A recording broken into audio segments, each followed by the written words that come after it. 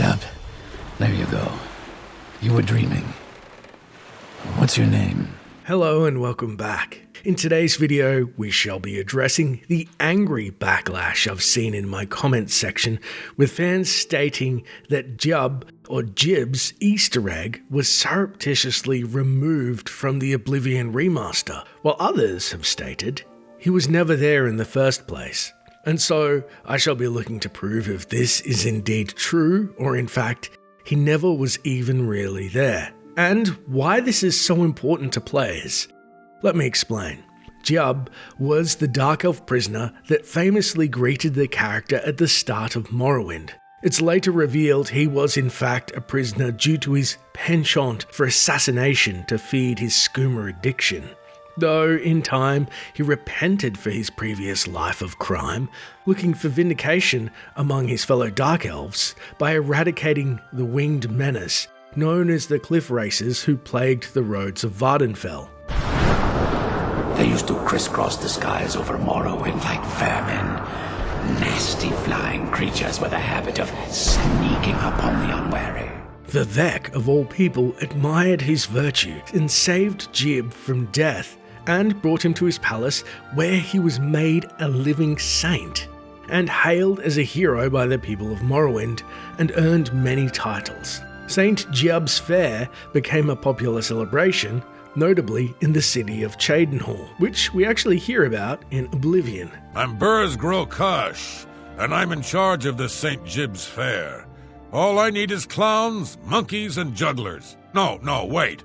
Just need jugglers. Apparently, Jib later made the fatal error of moving to the doomed Cyrodiilic city of Kvatch, where he began work on a 26-volume epic to serve as his autobiography. In 3E 433, marking the opening of the Oblivion Crisis, gates to the Deadlands were opened outside Kvatch, and the city was destroyed by the armies of Mehrunes Dagon. Jib, who was writing in his house at the time of the attack, was soul-trapped by a Dremora.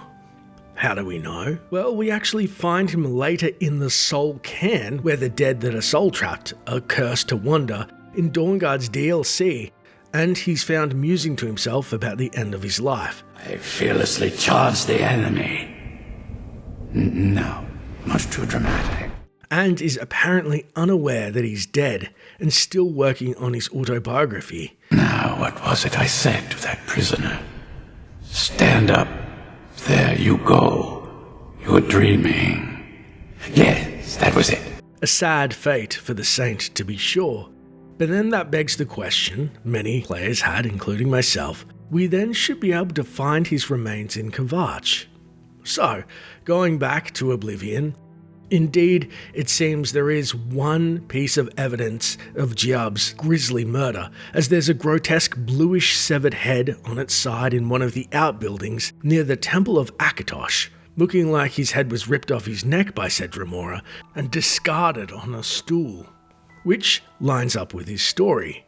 But there's two problems. The first is, in the original game and the remaster, we can overhear a rumour between NPCs that stated Jib had indeed died in Vardenfell during the crisis. Heard any news from the other provinces?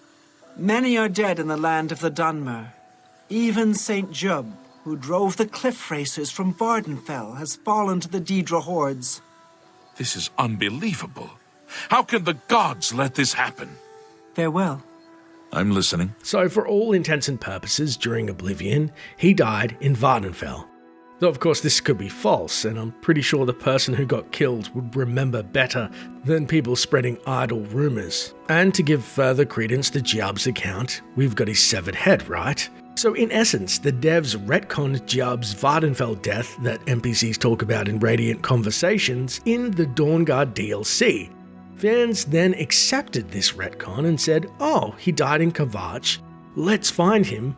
Oh wow, that's a morbid Easter egg of his head sitting there on this stool, and then began to praise the developers that had created this very dark lore. Unfortunately, the lore did not exist when they were creating Oblivion. So what gives?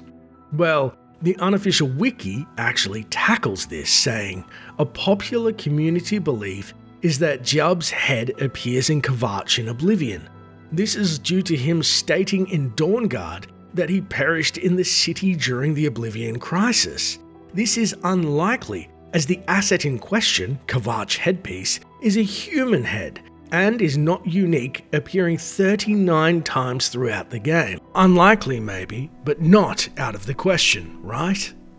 Now, Bethesda or Virtuous Studios, whoever's in charge, had a brilliant opportunity to lean into this fan version of events and create a custom gory Jubb head, as they themselves had begun the lore in Skyrim that you should be able to find his body in Oblivion. But instead, they decided to simply add a non-Dunmer zombie cranium, dashing the fans' hopes in the process. Now, personally, I'm keeping my head canon intact. But what do you think? Let me know in the comments, and if you want to learn of the fate of Jubb and 31 other recurring Elder Scrolls characters across multiple games, check out the video linked on screen. As always, thanks for watching, and until next time, Traveller.